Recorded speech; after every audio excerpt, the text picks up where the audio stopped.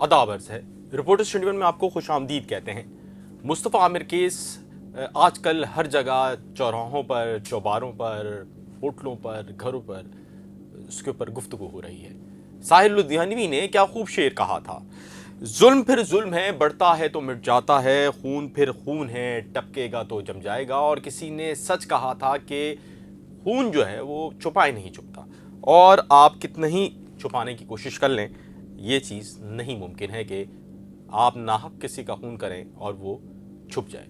Mustafa Aamir case में भी यही हुआ है।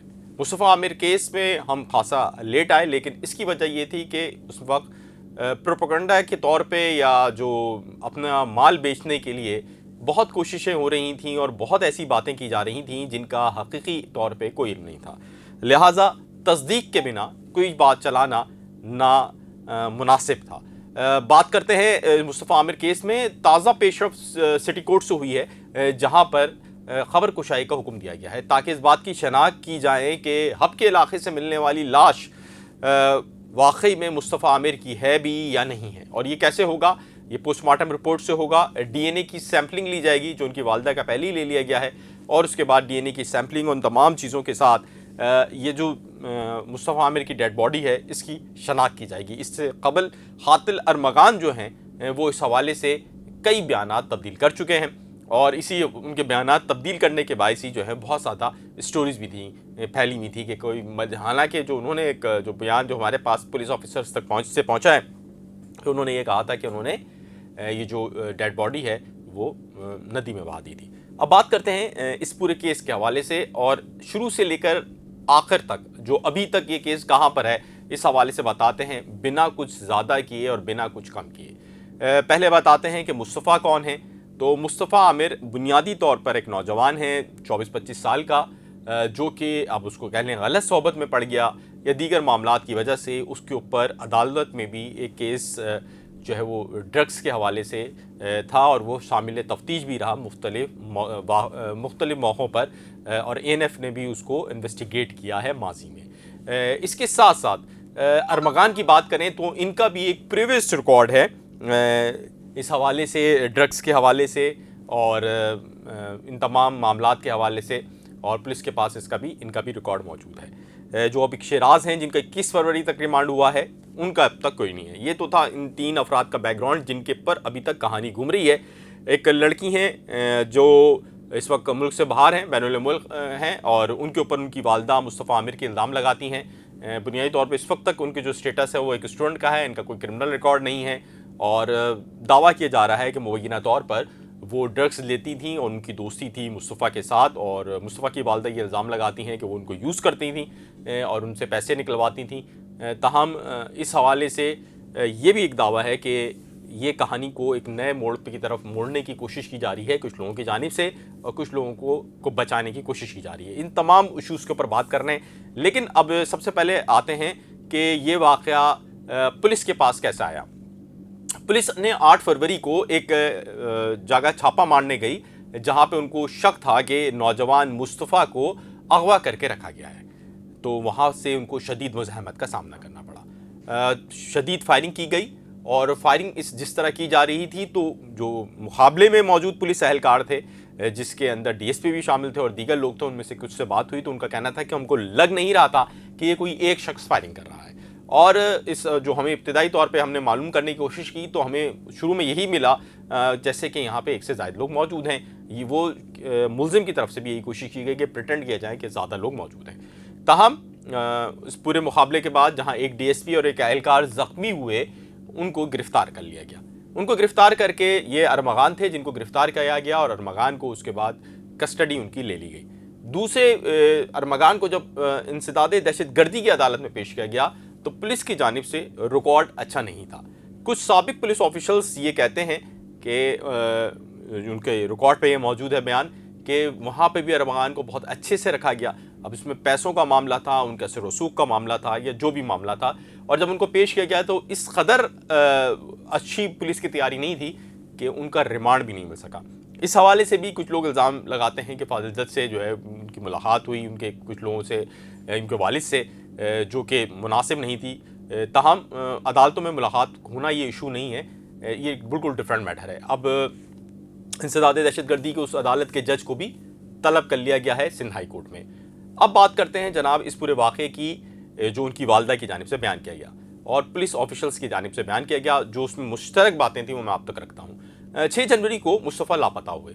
मुस्तफ़ा आमिर जब लापता हुए तो उनकी वालदा ने कोशिशें की मालूम करने की, तो उनकी वालदा जब भी म्यूचुअल उनके दोस्तों से मिलती थी तो नाम आता था अरमगान का। वो अरमगान से रब्ता करती नहीं, इसी दौरान वो पुलिस थाने के चक्कर लगाती रहीं, ताहम ऐसा कुछ भी नहीं हुआ कि पुलिस उनकी मदद करती, बल्कि पुलिस उन्हीं के ऊपर ये कहती रही कि आपका बेटा इधर निकल गया होगा, आपका बेटा उधर निकल गया होगा। हालांकि उन्होंने उसके गाड़ी के साथ एक मोबाइल और एक डिवाइस लगा दी थी ताकि वो उसको ट्रैक कर सकें, क्योंकि मुस्तफ़ा अपने पास मोबाइल फ़ोन नहीं रखते थे जब से उनके खिलाफ जो ड्रग्स फोर्स है पाकिस्तान की ANF, उसने कोई उनके खिलाफ कार्रवाई की थी, उसके बाद से नहीं रखते थे वो मोबाइल फ़ोन, और वो बिना मोबाइल फ़ोन को घूमते थे। तो उनकी वालदा ने उनकी नक़्ल हरकत पे जांच के लिए वो डिवाइस वहाँ पे लगाई भी थी। तफ्तीशी जो हुकाम है उनके मुताबिक कि जब इस हवाले से उनकी वालदा ये डेटा देती रहीं और पुलिस के पास आती नहीं, पुलिस ने अब तक नहीं किया था इस हवाले से कोई उनको मालूमात भी फराहम नहीं की थी और पुलिस संजीदगी का मुजाहरा नहीं कर रही थी। अरमगान के पास इनकी वालदा जाती रहीं, कोशिश करती रहीं रब्ते की, उनसे कहती रहीं कि तुम आके मुझसे मिल लो, वो नहीं मिले और उल्टा उन्होंने उनसे बदतमीज़ी की, जिसके बाद उनके पास एक फ़ोन आया कुछ ही दिनों में 22 जनवरी को, जिसमें उनसे 2 करोड़ रुपए तावान की जो है वो बात की गई। और ये जो कॉल थी ये एक जिस सिग्नल्स के थ्रू आई थी वहाँ से वो ट्रैक होती थी, वो अमेरिका का था। जिसके बाद ABCC और उसके बाद CPLC ये सारे इन्वॉल्व हुए और उसके बाद ये छापा मारा गया, जहाँ पर ये पूरा मुकाबला हुआ जैसे कि मैंने पहले बताया, और उस मुकाबले के बाद अरमगान साहब गिरफ्तार हुए।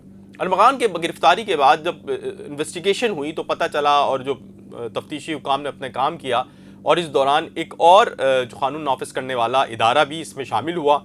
जब ये मामला बहुत बढ़ गया, क्योंकि उस वक्त जब अरमगान का रिमांड नहीं दिया गया और पुलिस पार्टी पर ही मुकदमा दर्ज करने का कहा गया, तो फिर मामला बहुत ही बिगड़ गया।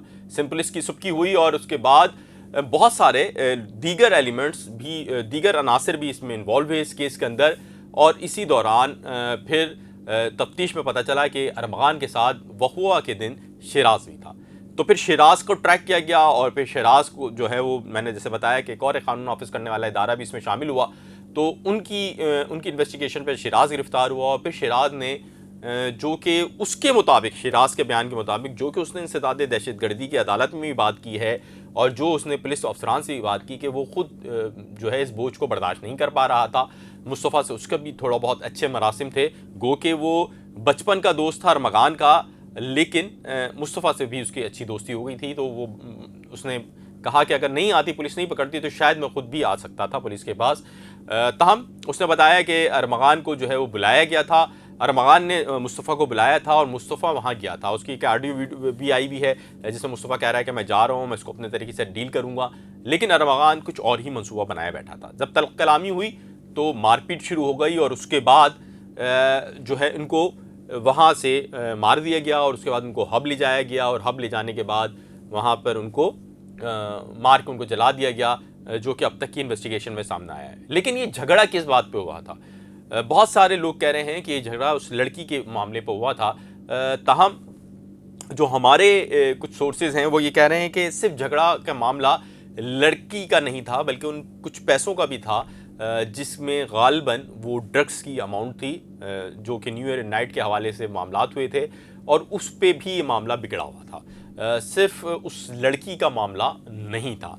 और ताहम वो लड़की का मामला क्यों आया, ये मैं आपसे आगे जाके बताऊंगा। इस कहानी के जो बहुत सारे पहलू हैं वो अभी पुरस्कार है तौर पे उनको बंद करने की कोशिश की जा रही है। तो उस पर फिर जब मारपीट हुई, उनको कर दिया गया, उसके बाद अरमगान को ये ख़तरा था कि मुस्तफ़ा आमिर के जो वालिद साहब हैं या जो उनके ख़ानदान के लोग हैं, उसको ये था कि उसमें कुछ मीडिया इंडस्ट्री के बड़े लोग भी शामिल हैं और कुछ मुस्तफ़ा आमिर का बैकग्राउंड में कुछ ऐसे भी हैं कि जो कानून नाफिज करने वाले इदारे हैं, और वो भी कोई ऐसा लड़का नहीं था कि बिल्कुल ही आम लड़का हो, गरीब बेचारा हो जिसको आपने मार दिया और आप निकल गए आगे। तो इस वजह से वो थोड़ा सा खौफज़दा था, इसलिए वो यहाँ से चला गया, शहर छोड़ के, सूबा छोड़ के चला गया, और उसने वहाँ पर रहा शिराज की मदद से, क्योंकि उसका अपना जो क्रिमिनल रिकॉर्ड था उसकी वजह से इसको प्रॉब्लम होती थी बाहर निकलते हुए। तो अब ये वहाँ पर रहे। उसके बाद जब इनको पता चल गया कि अब सारी चीज़ें ठंडी हो गई तो ये वापस आ गए और इन्होंने अपने तौर पे मामला चलाने शुरू किए। इसी दौरान जब उस्मान मुस्तफ़ा की वालदा का ज़्यादा प्रेशर पड़ा तो ये सारा मामला उठा दोबारा से और फिर उन्होंने कॉल करने की गलती की। जो मैंने कहा कि खून नहीं छुपता है, मैंने आज अपनी जो कोर्ट रिपोर्टिंग में, अपनी जो क्राइम रिपोर्टिंग में या अपने जो सहाफ़ती ज़िंदगी में देखा है कि खून नहीं छुपता है। जो जिसने उसको कत्ल किया है उसको सज़ा मिले ना मिले, रोज़े जज़ा सज़ा मिलती है नहीं मिलती वो अलहदा मैटर है, लेकिन यहाँ इस दुनिया में उसके कफलिंग्स पे लोगों को खून नज़र आ रहा होता है कि ये खून इसने किया है। तो उसके बाद जनाब ये फंस गए और इनका मामला वहाँ पर चला गया। शिराज नहीं पकड़ा जाता तो गालिबन ये मामला वो इस तरह इतनी जल्दी नहीं खुलता, लेकिन जो या पुलिस ने इससे कबल संजीदगी नहीं दिखाई थी लेकिन अब पुलिस भी संजीदगी दिखा रही है, कानून नाफिज करने वाले दूसरे इदारे भी इसमें शामिल हुए हैं। तो अब ये मामला तेज़ी से चल रहा है। जब शिराज ने सारी चीज़ें बयान कर दी और शिराज को 21 फरवरी को इंसदाद दहशत 21 फरवरी तक उनको रिमांड दे दिया गया। तहम जब उनको इंसदाद दहशतगर्दी की अदालत में पेश किया गया शिराज को रिमांड के लिए, तो उस वक्त भी मैं वहाँ मौजूद था और मैंने देखा कि जो अरमगान के वालिद साहब थे वो वहाँ पर आए और उन्होंने ख़ासा धमकाने की कोशिश की अपने तौर पे। अगर हम वो वीडियोज़ आपको सामने हैं, वो हमारे चैनल पर मौजूद भी हैं, कि उससे ये लगा था। और पुलिस एहलकार रिजवान जो कि थे, मेरी उनसे बात हुई कि आपको क्या लग रहा है, तो उन्होंने बोला ये मुझे धमका रहे थे कि और वो चाह रहे थे कि जज से मिलने। उस वक्त जबकि शिराज को रिमांड के लिए पेश किया जा रहा था, जब कोई दूसरा शख्स वहाँ मौजूद नहीं होना चाहिए जो कि पार्टी फरीक है, वो वहाँ पहुँचे और उन्होंने कोशिश की कि किसी भी तरह वो वहाँ पे मिल जाएं। और जब वो इसमें नाकाम रहे तो वो बाहर बैठ गए, शोर मचाते रहे। और जब शिराज जा रहा था तो ये महसूस हुआ कि वो एक मैसेज देना उसको चाह रहे थे कि तुम मुझसे फलां तारीख को कोर्ट में मिले थे। और उन्होंने बोला 2 दफ़ा 3 दफ़ा ये रिपीट किया कि देखो तुम मुझे उस तारीख को मिले थे, इनको बताओ कि तुम मुझे उस तारीख को मिले थे, इनको बताओ कि तुम मुझे उस तारीख को मिले थे। जिससे इस बात का अंदाज़ा हुआ कि एक तरफ शिराज को थोड़ा सा, जो पुलिस एहलकारों के मुताबिक, जो इन्वेस्टिगेशन वाले हैं उनका मुताबिक है कि ये इसका एक तफ्तीश के पहलू में हम इस बात पे भी गौर कर रहे हैं कि आया हमें डराने, उसको जो हमारा इस केस का दूसरा मरकज़ी किरदार है उसको डराने और उसको धमकाने या उसको कोई मैसेज देने की कोशिश तो नहीं की गई। कहानी यहाँ तक थी। इसके बाद मज़ीद ये है कि इस केस के अंदर अब जो उनकी लाश की शनाख्त के लिए, जैसे मैंने पहले ही बताया था, ख़बर कुशाई का कह दिया गया है और इसके साथ साथ ये कहा गया है कि ताकि उनकी डीएनए और मेडिकल रिपोर्ट आ जाएं। उसके बाद जनाब जब ये कंफर्म हो जाएगा क़ानूनी तौर पे कि मुस्तफ़ा आमिर ही की ये डेड बॉडी है, तो मज़ीद इस केस को आगे बढ़ाया जाएगा। वहाँ से ये भी इन्वेस्टिगेशन होगी कि आया ये वहीं मर गए थे या इनको जला के मारा गया। डेड बॉडी का हाल जो एदी साहब ने बताया वो बहुत बुरा था और डेड बॉडी जब 12 को मिली तो उस वक्त इस काबिल नहीं थी कि उसको ज़्यादा रखा जाए, लिहाजा 16 जनवरी को उसकी तदफीन फौरी तौर पे कर दी गई ताकि ये मामला जो है वो जल्द अज जल्द उस बॉडी की मज़ीद बेहुरमती ना हो। और यूँ ये केस अब तक यहाँ पर पहुँचा है। अब इस हवाले से एक केस मुंतज़िर मेहदी जो कि इस वक्त प्रोसिक्यूटर जनरल सिंध है की ज़िम्मेदारी अदा कर रहे हैं, उनकी जानिब से दायर किया गया। जब रिमांड इंसदाद दहशतगर्दी की खुसूसी अदालत के मुंतज़िम जज ने नहीं दिया तो उन्होंने केस सिंध हाई कोर्ट में एक पटिशन डाल की जिसके अंदर उन्होंने कहा कि रिमांड दिया जाए।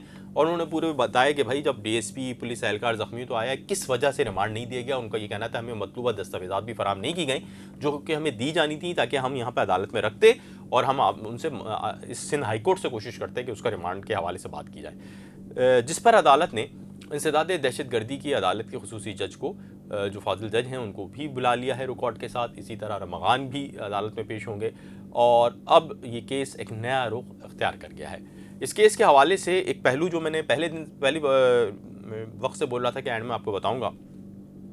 कहा जा रहा है कि पुलिस जो तफ्तीश है उसके अंदर ये तफ्तीश बहुत इंपॉर्टेंट है और इस तफ्तीश के अंदर एक बड़ा रैकेट बेनकाब होगा। वो रैकेट बेनकाब हो जाएगा जब वो लैपटॉप खुलेंगे और उसके अंदर पूरा रिकॉर्ड आएगा कि कौन कौन लेता था, कौन कौन उस ड्रग्स को यूज़ करता था। क्योंकि बुनियादी तौर पर जो तफ्तीशी एहलकार हैं इस वक्त तक के, उनका दावा है कि ये मामला जो है वो ड्रग्स के भी मामलात में शामिल है। ये मामला इतना आसान नहीं है और शायद यही वजह है कि जो लड़की का जो सामने आ रही हैं वो लड़की इस केस की जो झगड़े की बुनियादी वजह नहीं थी, सानवी वजह ज़रूर हो सकती है कि उसमें गुस्से में इजाफा हुआ, ताहम असल वजह कोई और थी, और वो थी जो तफ्तीशी एहलकार हैं उनको ये लगता है कि वो पैसों का मामला था, जो कि इस पूरे उनके जो कारोबार था उसके अंदर वो उनके यूज़ में जो था, जो भी चीज़ें थी। और वो जो डेटा है वो बड़ा इम्पॉर्टेंट है कि वो डेटा जब मिलेगा तो उसमें बहुत सारे ऐसे लोग हैं जो कि बहुत फरिश्ता लोग हैं, वो भी बेनकाब हो जाएंगे। ये एक बुनियादी वजह है कि अब एक नया कैरेक्टर मार्शा आई हैं और उनको किया जा रहा है। ये उसकी वजह ज़रूर हो सकती है इस मर्डर की, लेकिन सिर्फ यही वजह नहीं है। और इस केस को दबाने की शुरू में जो कोशिश की गई है, कुछ ज़राए दावा करते हैं कि शायद इसकी एक वजह ये भी है कि इस केस के अंदर बहुत सारे ऐसे लोग हैं जिनके अगर जब लैपटॉप खोलेंगे तो वो डेटा सारा आएगा, और वो डेटा तक एक्सेस और डेटा को छुपाना और उसका केस का रुख मोड़ देने की भी कोशिशें जारी हैं। अपना अपने गिरदोनवा का लोगों का बहुत सारा ख्याल रखिएगा और रिपोर्टर्स 21 से जुड़े रहिएगा। हमारी कोशिश होती है आपको सच्ची खबर पहुँचाएँ, बिना किसी सनसनी के और बिना किसी चीज़ों में नमक मसाला छिड़के बिना। बहुत शुक्रिया, आदाब अर्ज़ है।